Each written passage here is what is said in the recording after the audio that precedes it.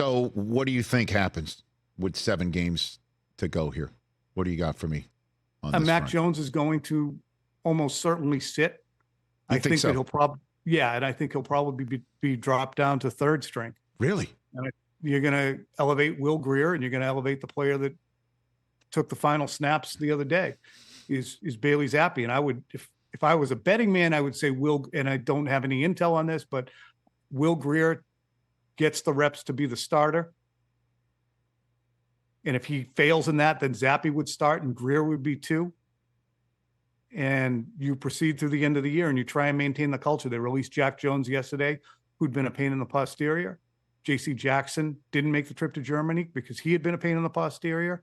So you have to make sure that the culture at least remains some kind of semblance of functionality. And that's how you negotiate the final 7 games. And then what happens with Mac? He's still on his rookie contract. He is. You can bring him back and have him be your bridge quarterback to the next guy. But is he suited for that as somebody who probably feels done wrong already? So we're drafting another quarterback. Well, why are you doing that? Because you suck. Well, why do I suck? I suck because you didn't do anything to help me. Is he going to be a negative in the locker room, or would he take it in the way intended? I don't know.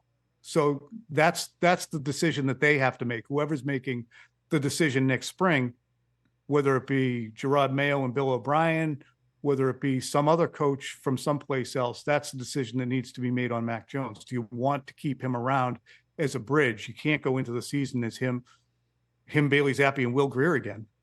Well, I mean, if you only have 2 or 3 wins, you have a real shot at one of these studs in college football right now, Tom. Yeah, you do. But when you look at the Patriots' problems, did it start at quarterback, or did it start on the offensive line? Did it start on the lack of talent? You got Marvin Harrison Jr. sitting there. If you're drafting 3rd and Drake May and Caleb Williams are off the board, and you have an opportunity to take the Penn State tackle or Marvin Harrison Jr., you're going there. Even if Drake May is sitting there, do you sit there and say, we want to get another quarterback? And you look at Mac and say, he can take us through this year. Let's take the kid in the 2nd round from LSU. Is it Jaden Daniels? Yeah, right.